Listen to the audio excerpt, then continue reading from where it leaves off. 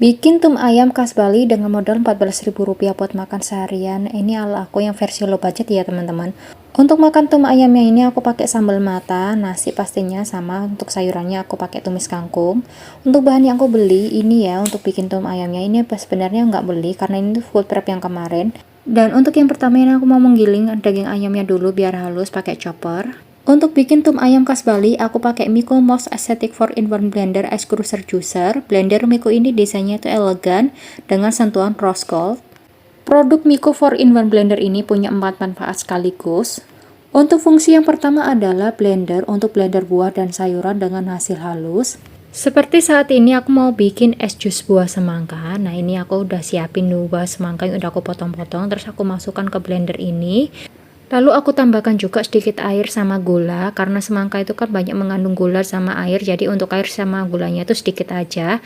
Dan ini langsung aja, semangkanya itu langsung aku blender di level yang pertama. Dan ini dia cukup beberapa detik aja, buah semangkanya itu udah halus kayak gini. Dan untuk jus mangkanya ini tanpa perlu aku saring lagi ya, dan ini langsung tuang aja aku ke gelas. Dan ini untuk yang pertama dan ini untuk yang gelas yang kedua. Selanjutnya untuk fungsi yang kedua, Miko 4-in-1 Blender ini adalah untuk es cruiser. Nah, es cruiser ini adalah untuk menghancurkan es batu selembut salju. Bagi teman-teman yang ingin bikin smoothies atau es serut kayak aku, bisa pakai Miko 4-in-1 Blender ini yang es cruiser ya. Dan untuk selanjutnya, es batu yang udah aku siapin ini aku langsung masukkan ke blender es cruiser ini.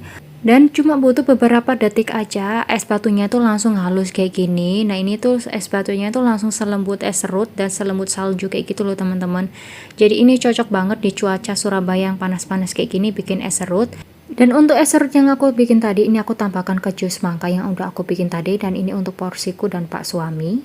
Selanjutnya untuk fungsi yang ketiga, Miko 4-in-1 Blender ini adalah wet meal, yaitu untuk menggiling daging atau bumbu-bumbu basah di maksimal 300 gram. Untuk bagian wet meal ini yang pertama aku mau gunakan untuk menggiling daging. Nah ini aku pakai daging bagian dada yang 250 gram ya. Dan cuma butuh beberapa detik aja, daging ayam itu langsung halus kayak gini. Jadi untuk bikin tum ayam khas Bali itu kan butuh banget daging halus yang tanpa tulang kayak gini. Nah ini tuh cocok banget kalau misalkan kalian mau bikin dimsum atau makanan yang lainnya. Untuk selanjutnya bagian wet meal ini juga aku gunakan untuk menggiling bumbu untuk bikin tum ayam. Bumbunya apa aja udah aku tulis ya teman-teman. Dan cuma butuh beberapa detik aja bumbunya itu udah langsung halus kayak gini. Nah ini untuk nanti bumbunya kalau udah halus kayak gini baru siap untuk ditumis untuk bikin tum ayam.